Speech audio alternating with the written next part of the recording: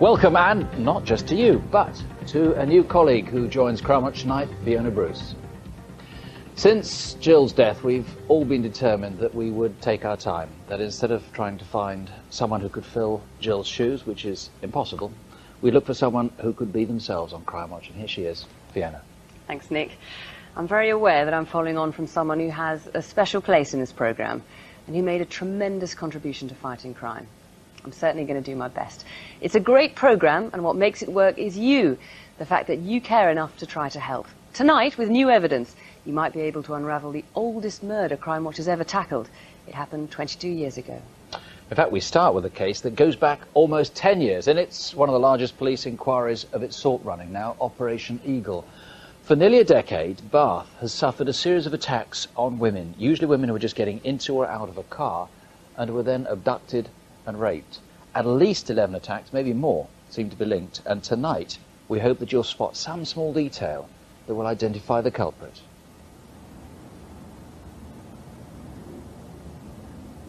You're just in the wrong place, the wrong time. The fact that he held something at my throat was enough for me to do as I was told.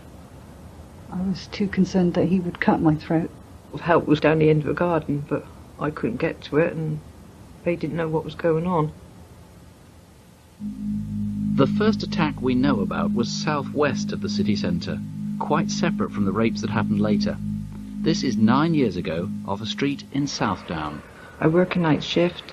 I'd left work early because I was feeling ill, and I was just parking the car in the garage to go down my back garden path home. I just thought it was some sort of wild practical joke, first of all. Then in my naivety, I thought he was trying to mug me, take my checkbook and money and what have you, and then I realised that wasn't what he was after.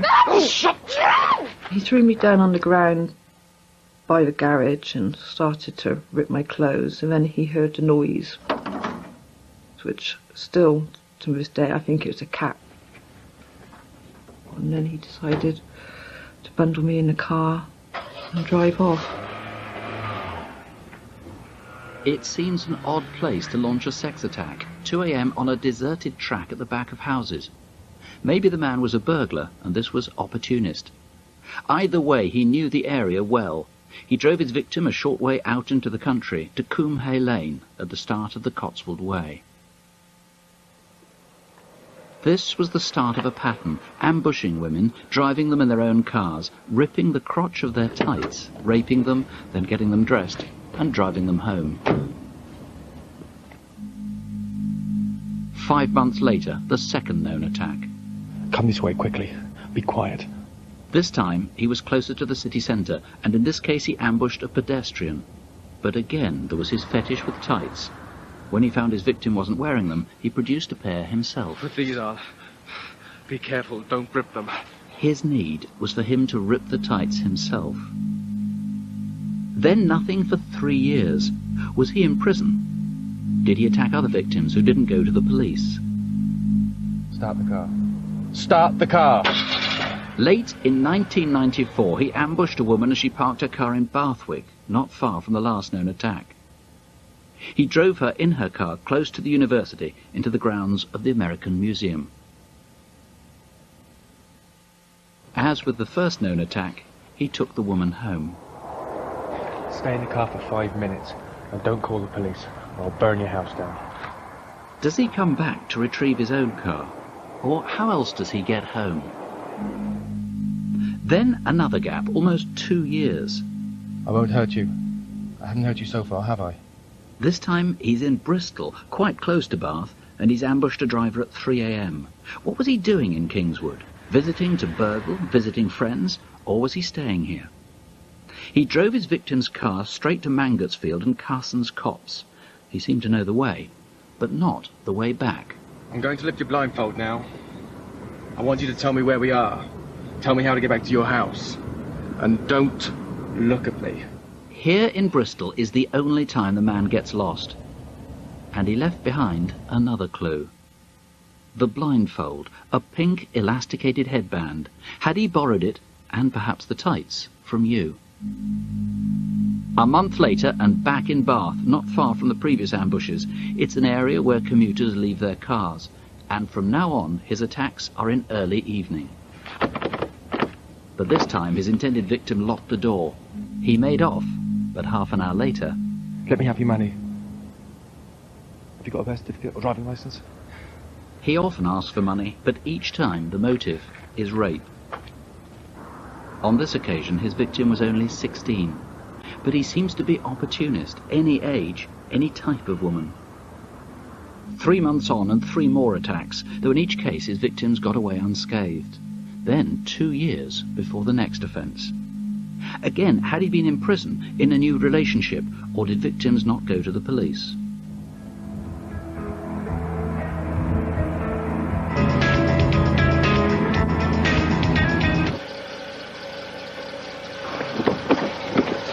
Take your safety belts off. Don't move or I'll slash your face.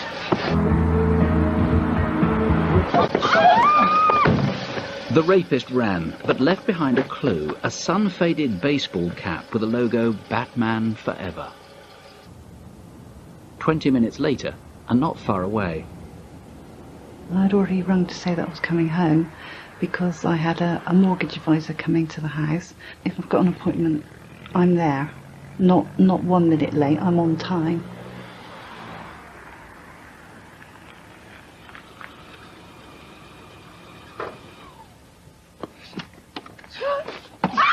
Move over. It was just a matter of seconds. There is no way that even if I'd had a mobile phone that I could have rung anybody to save myself. About once a week, my wife would pull up and then realise she'd forgotten to post the letters. She'd be there for a moment and then drive off, just like that night.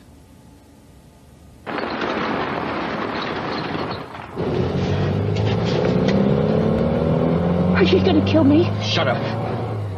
My head was working, but my body was floppy, as if it didn't belong to me. I had to try and remember everything. The guy had, I would say, quite a normal physique. He wasn't fat, and he certainly wasn't skinny or bony. He wasn't a hairy guy. Even though my head was squashed on his thigh, I couldn't smell washing powder or sweat. Really strange. Someone who was very well scrubbed. My car is really old. It does stall, and I couldn't get over how he drove the car as if he'd driven a Mini always. Having taken his victim past Monkton Combe School, he changed his mind and turned around, now heading back into the country.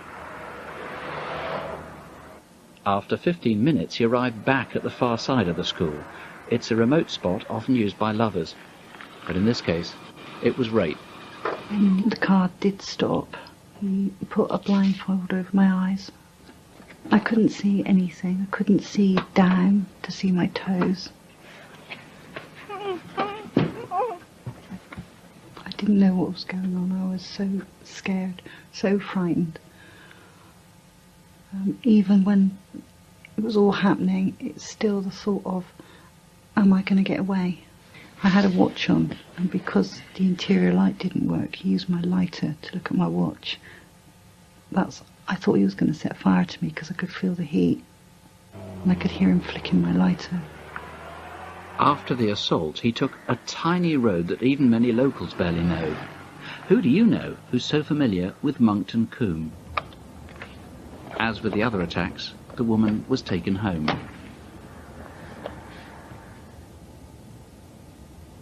And I'm not going to let him change me and push me into a corner. Bastard. Bill, you've so slight a description of this man. Who can help and how? Although we've a vague description of this offender, we know he's white, 5'8" to 5'10". He's approximately 30 years of age. What we do know is about his sexual behaviour. We know about his fetish for tights, the fact that he needs to rip the crotch. What I do is appeal to his wife, girlfriend, prostitute, who's had an association with a man who's got a fetish for tights. Is this just in the Bath area, or because of the gaps in that timetable you're suggesting it could be anywhere? Although this man has got an exceptionally good knowledge of Bath, I appeal to women anywhere that's had an association with men who have a fetish for tights. Please contact us. We've seen the terrific ordeal that the victims have had to go through. Please contact us. We must stop this man before he attacks again. What about other people, how can they help? Apart from this pattern, I know it's quite difficult to read this because there was such a long period. But you see these huge gaps here, 92, 93, much of 94, gap in 95 again, and then here in 98. What's going on? How can other people help? There's a possibility that he has attacked other women. If there's any of the viewers watching that feel that they may have been a victim, please contact us. You may hold vital information which may lead to the arrest of this man. I suspect that the trouble is that if other women have been attacked, they've wanted to put this behind them. It's going to be very hard for them to call in now. They won't want to. Indeed, but it's very important. We must catch this man before he strikes again. We have special counsellors available for them to talk to. What they tell us will be dealt with in the strictest confidence. If a woman calls now and says, look, I think I was attacked by this man, or just frightened off by this man, or actually raped by them, will her partner get to hear about it? Will friends? I mean, will this get out to the public? No, we will be treating them what they tell us in the utmost confidence. I can assure them, if they phone in now, phone the incident room, ask to speak to a rape counsellor. Now, what about a neighbour, a brother, an uncle, a mum, sister, somebody else who thinks, well, maybe, you know, somebody I know could do this? What piece of jigsaw could they put together? We know this man carries a rape kit. A rape kit? We know he carries a knife, balaclava, baseball cap, headband. This sort of stuff? Indeed, yeah. Yes. And also tights. What I am appealing to is the man's father, mother, brother, sister. Someone that knows someone who carries these items. Contact us. We can eliminate anyone from this inquiry if they're not connected. But it's vital we catch this man. We really do need that call. Well, there you have it. Please call with any information you can about a man from Bath who's been around for at least 10 years, has a fetish about tights. He's out late at night. Remember in Kingswood in 1996, there most of it's around Bath. Maybe a burglar at some stage. I don't know. Any suspicions, they really can be easily checked out. And please, as Bill says, don't assume somebody else will call with the right name. Our studio is 0500 600 600, or you can try the incident room direct. That's also a free phone number, 0800 169 1926. 0800 169 1926. If you've been a victim, please call us of this crime. If you've been a victim of any crime and you want to talk to someone who could just help you, there are volunteers now at Victim Support Line, and there'll be people there till 2 a.m. The number is 0845 30 30 900. Jeremy. When I was growing up, people pulled back the net curtains. Nowadays, we have closed-circuit cameras instead. Now, here's a really cracking example. It's a robbery in the Alliance and Leicester Building Society in Southport on Merseyside 3 weeks ago. Now, these two, they're not the brightest pair. They haven't even noticed the camera, leaving us with some very good pictures. Now, I'm confident that someone will recognise them, and there's a big reward. The incident room is on 0151 777 3466. That's Liverpool 777 3466. Two more cowardly robbers who happened to meet two of the gutsiest shopkeepers. This is an off-licence in East London about a year ago. Now, the man on the right with the knife threatens the shop owner at the till, who trips the alarm and throws chili powder at his attackers.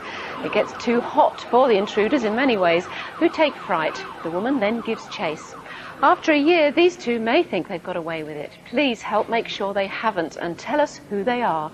0500 600 600, or you can ring the local police on 0171 230 2061. That's 0171 230 2061. Now, let's go back to an August bank holiday in 1977. That was the year of the Queen's Silver Jubilee. We're about to piece together clues from a murder, a case that's been reopened thanks to the progress in new DNA techniques. Mary Gregson lived in Shipley in West Yorkshire with her husband and their young son. Their home was beside the Leeds-Liverpool Canal. And the policeman that you're about to see is one of the officers who worked on the case all those years ago.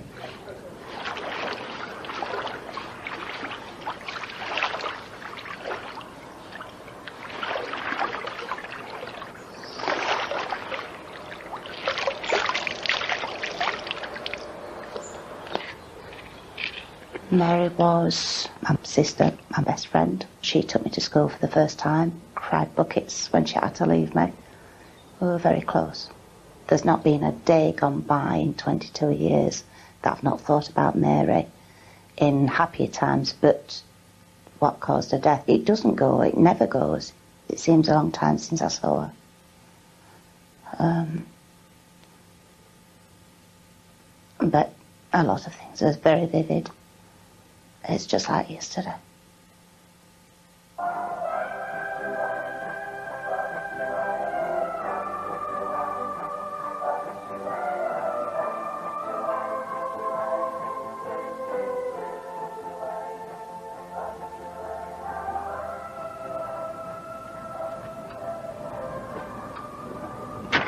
Now then, see you at 7:30ish. Be good. I will. Bye. With being locals, we never thought about the canal bank being lonely and dangerous place.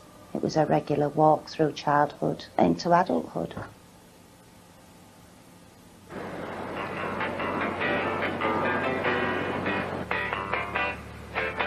You've done it all. You broke your memory code. I got to know Mary when I first got married and I went to live next door to her. Became friends and we stayed friends even when I moved away. She was working with me at Salts Mill. That was a meeting point on the canal side. And if I was there first, I'd wait, watch, see if I could see her coming, or vice versa. Which is what I did that night. I stood and watched for her, and of course she didn't appear. Soon afterwards, another woman was also heading for work and had a disturbing encounter.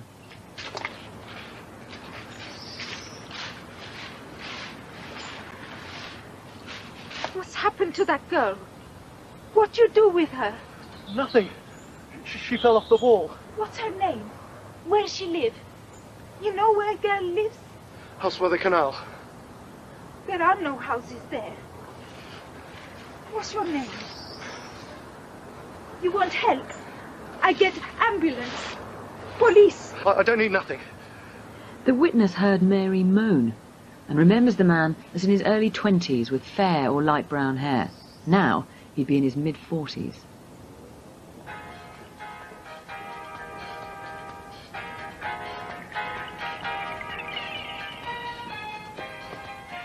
By tragic irony, Mary's husband was cycling home along the towpath just out of sight of his wife and her attacker. I won't. On you go.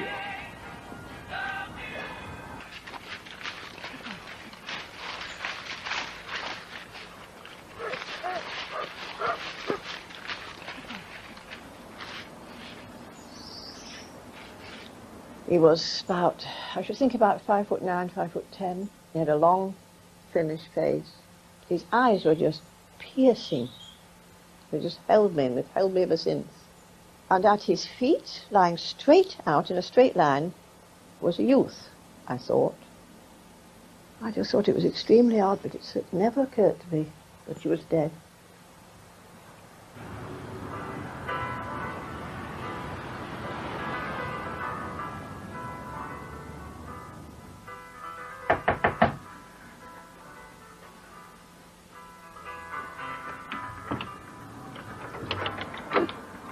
Susie?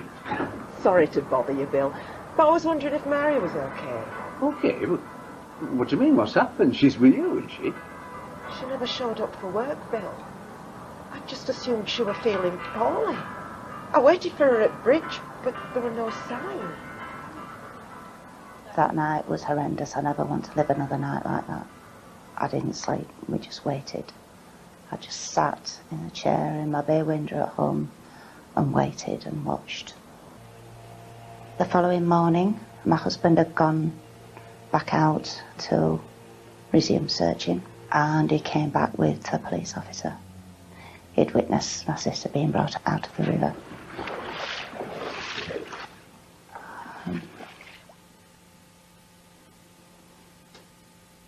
And that's when we realised what had happened.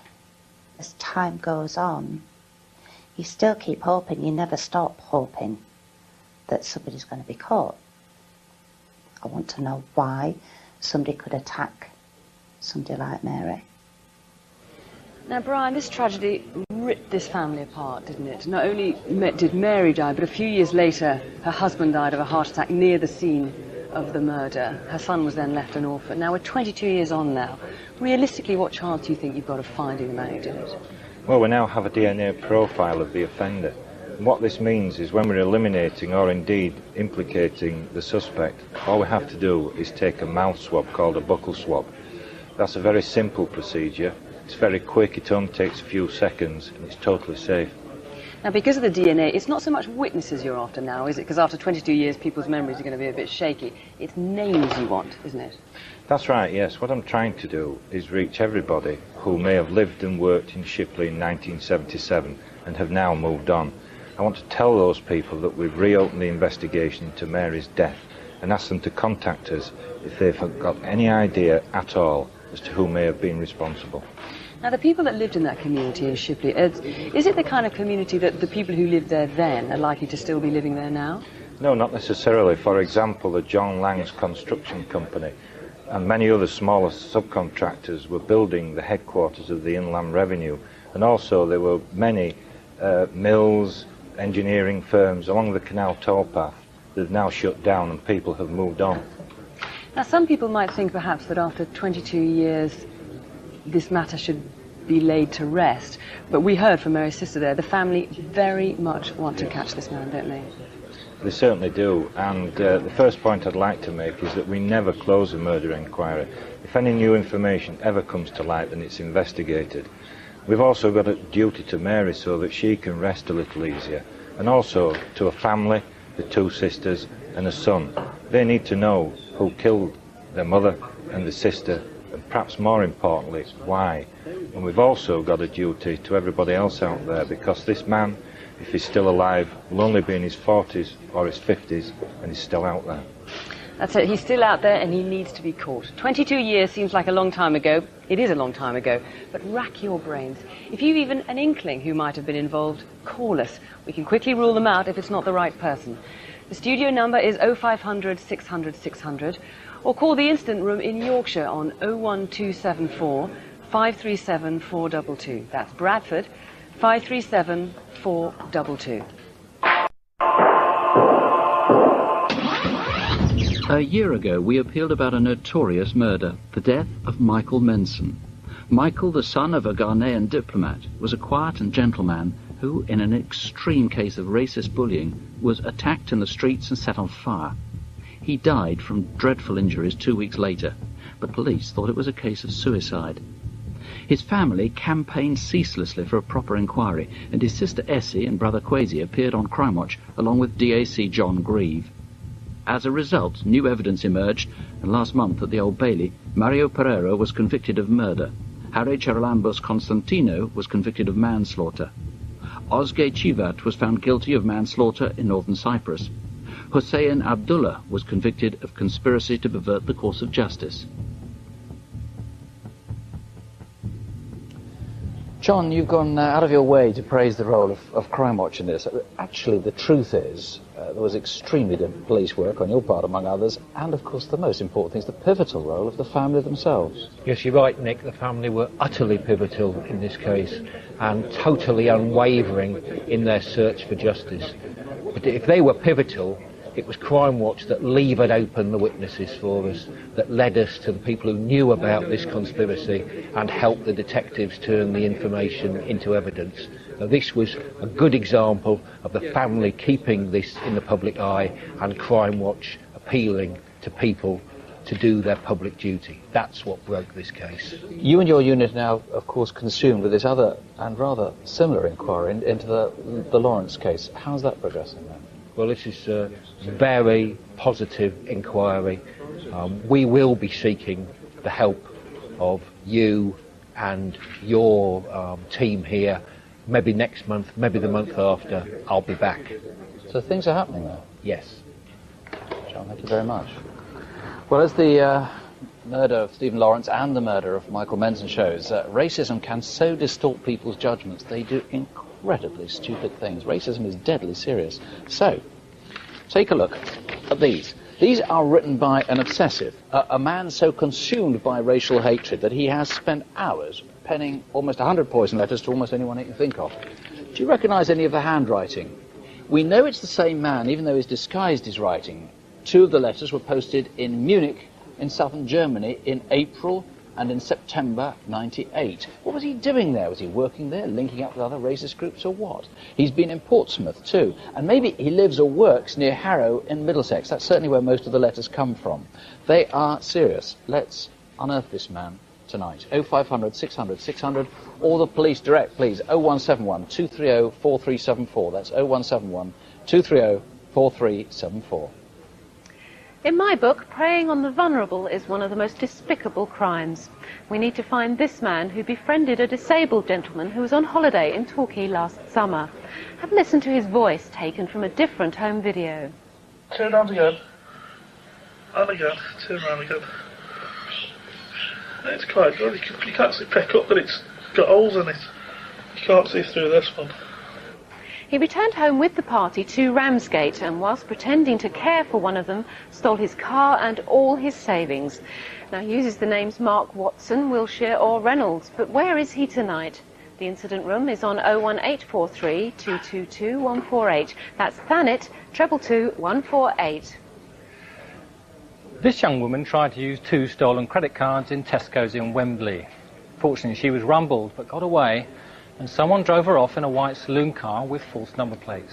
Now that may mean that she's part of an organised gang. So, who is she? If you know her, then please let us know. 0500 600 600 or 0181 733 3744. That's 0181 733 3744. Gurmeet Singh Basra, known as Joe, a local shopkeeper in Auchinloch near Glasgow. He was the sort of man we'd all like to have running our local corner shop. For pensioners who couldn't get out, he'd deliver their groceries personally, and he'd never let anyone go hungry if they couldn't pay the bill.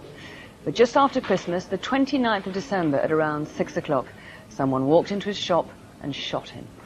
Other than that, we don't know much more. How many people carried out the murder? What was the motive? What we do know is police want to trace a light-coloured vehicle driving erratically in the village that Wednesday evening. It may or may not be connected. Everyone in Auchinloch knew and liked Joe Basra. They really feel his loss.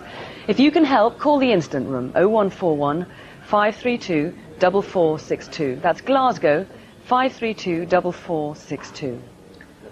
Hobbsmoat Road in Solihull on a Tuesday. And shoppers were horrified when a man drew a revolver in the street and threatened to shoot people. His aim was to rob a van delivering cash. We've disguised some of the details at the request of the security firm.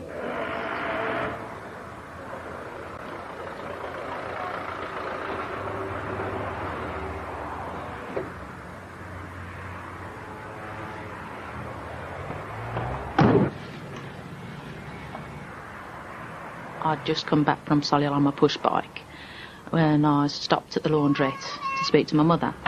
Mom! Hello, love. I'm going to the supermarket. Do you want me to pick anything up for you? Yes, could you pick me up some washing powder? I've just finished it. It's heavy for me to carry. Yes, why? Move when you're dead. Drop it! Drop it! Move away!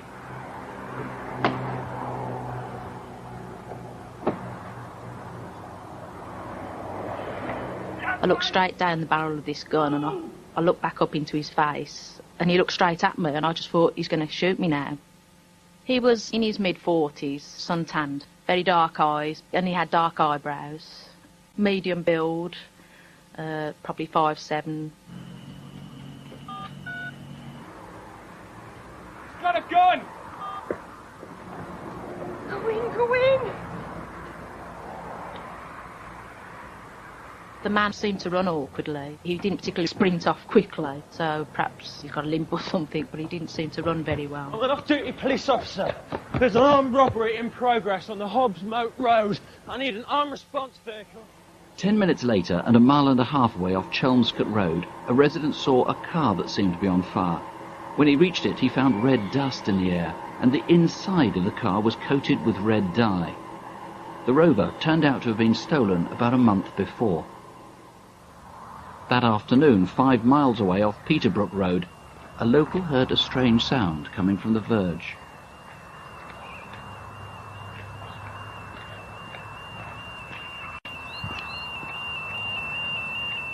And if you want to see hot money, these notes are typical of the money that's been stolen. Inside, actually, some of the notes might be fairly clean, but many of them will be like that, and most of them will at least have this red stain around the edges. And if anybody offers you cash like this, please let somebody know, at the bank or the police or whatever. The gunman himself may have been drenched in this red dye, and certainly his second getaway car will have been badly stained on the inside. The pigment, I promise you, is very hard to remove. It smells horrible, but it really is very, very hard to get rid of this. The guy himself is in his 40s. He seemed very suntanned. He's shorter than average, and he had a local accent. Now, if you've any idea who he is, there's a sizable reward on this one. And a way that you can help, maybe, is if you saw that stolen car before the robbery. It was a red Rover 200, and it would have been parked up near Hobbs Moat Road for some time because the cash van was over an hour late. 0500 600 600 here to the studio, or the instant room on 0121 712 6010. That's Birmingham, 712 6010. In July last year, a woman in Islington, North London, was given a video camera for her birthday. A nice present, and that night she practiced with it. Now, it just so happened that 3 men in the street below her were at that moment breaking into a BMW. Someone's pride and joy was systematically stripped out. Now, the whole community is suffering from a rash of these crimes. Please help to stop them and name these 3. 0171 421 0397. That's 0171 421 0397. Now, 2 men we really do need to catch. They've got 3 robberies to their names, and possibly even worse. Here we see them on Christmas Eve robbing a garage in Plaistow, East London. And then 2 weeks later, and they do 2 robberies in the same night. They've gone into this minicab office in Stratford and are taken to a housing estate near Elmer Road, where they pulled a knife and they've stolen the cabbie's takings. Not more than an hour later, and they turn up at a garage not far away. And notice the man at the back has changed his top, so maybe he's been home. Now he goes to hold the door open while the shorter tubby one snatches the money from the till. And then a fortnight ago, this man, Sukhdev Gill, was tragically murdered. 2 young men went into his convenience store in Stratford. Perhaps they planned to rob it, I don't know, but at any rate, they had a knife. And after a struggle, Mr. Gill was stabbed to death. Now, we don't have pictures from this scene, but these 2 men do fit the description. And whether or not they are Mr. Gill's killers, we need to find them. 0500 600 600.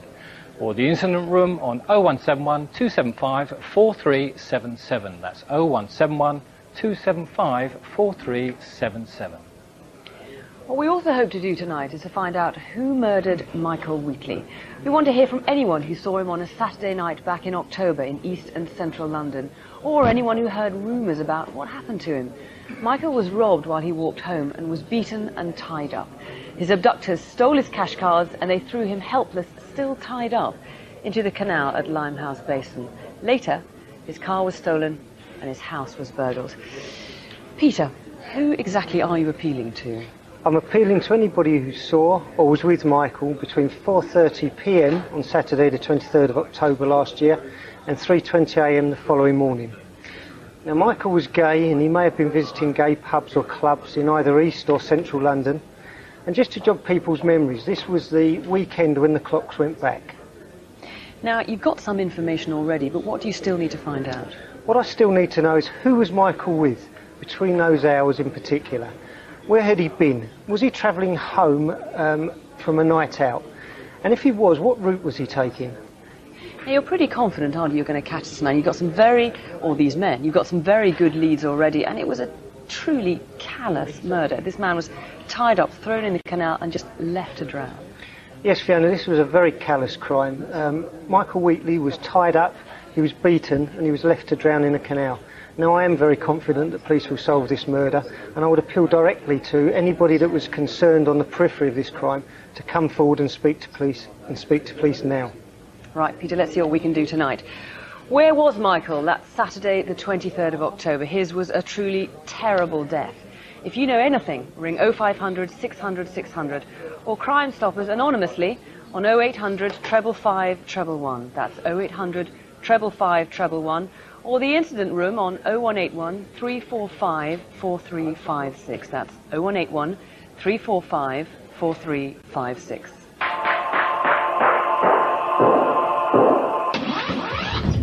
In October, we appealed on a murder hunt for the whereabouts of Raymond Price. After seeing himself on Crimewatch, he gave himself up and was eliminated from the investigation. But separately, he's been jailed for 14 counts of deception, with 161 other offences taken into consideration.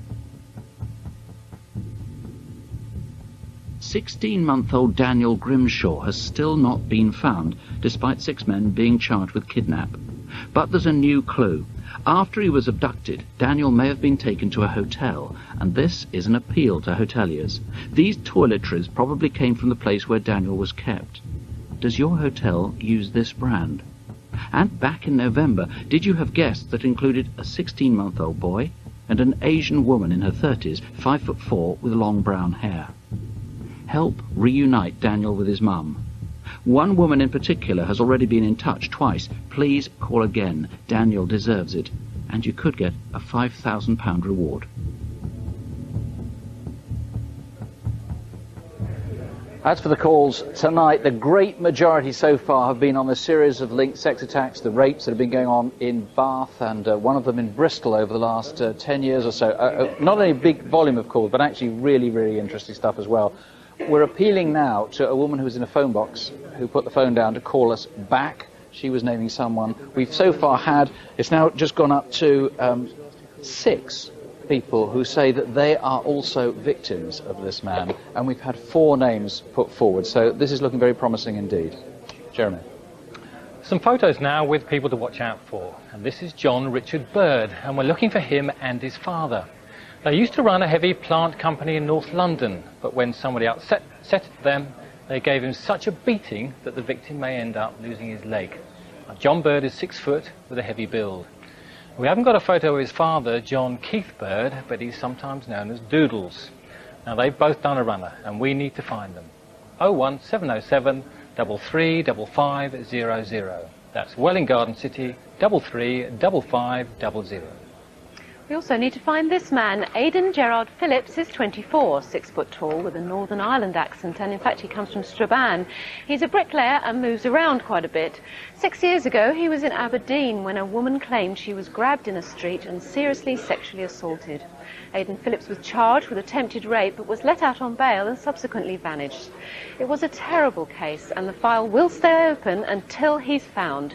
The incident room is on 01224 386 119. That's Aberdeen 386 119. About a year ago, 2 young lads in Wiltshire were badly injured in the street by a man wielding a 4-foot steel fence post. And as a result, this man, Christopher Michael Byrne, was charged with grievous bodily harm, but then he disappeared. He's 22, he has a West Country accent, but he's known to travel around the UK. And we believe he could be extremely dangerous. And if you see him, don't approach us, call us immediately. 01249 449787. That's Chippenham 449787. If you recognise any of these 3 men, that's John Bird, Aidan Phillips and Christopher Byrne, call 0500 600 600 here in the studio. Believe it or not, the money made out of stolen antiques is second only to the drugs trade, and it causes a lot of grief, as you'll know, if you've ever had a burglary. Now's your chance to reunite some treasured possessions with their right owners. Eric Knowles went to Sussex to look over a massive haul put together by police. The objects could have been stolen from anywhere in the country. Do you recognise anything?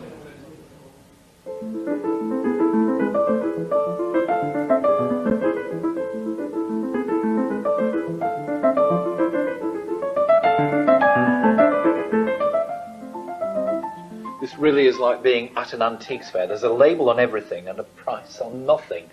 Now that's a nice little cabinet, mahogany, 1830, 1840, so maybe William IV or possibly early Victorian, and nice heavy sort of barley twist type supports there. And Mr. Punch, not looking too happy because he's gone and lost a hand, quite recently I would have thought. Possibly Staffordshire, and what I like about this one is this cheeky monkey that's hiding underneath his seat. I have promised myself something like this, but the actual silver itself is not that old, although the engraving on there is actually an 18th century feature. But these, I can tell you, ain't 18th century. Here's the rest. Lots of it. Oh, I like that. That's a very rare and early Staffordshire figural group, and if I'm not mistaken, that's Romeo and Juliet. And that's one very nice 17th century Chinese teapot. Going to be worth in the region of £1,000. Oh, I like the leopard. He's not very old, but just beautifully, beautifully modelled. Lovely. I like that. This is a black glazed coffee pot of around about 1740 or thereabouts. And it's always sad the cover's been broken at some stage. Had it been in perfect condition, I would have seen that price in the region of around about £2,000. Oh, we've got a little bit more in the way of Chinese metalwork here. This is a Canton enamel jug and basin, dating from about 1840 or thereabouts. It's been through the wars, but it's nice and colourful. And also nice and colourful and dating from about maybe 1840, 1850, this one, is a porcelain clock, floral encrusted. It's French, and it's probably by a man called Jacques Petit. And these flowers are beautifully modelled. The chances are you're not going to find that for less than £1,000 these days. And also French is a very nice work table. It's got a full gallery, it's got marquetry inlay, and although it's a little bit bleached, it's in king wood.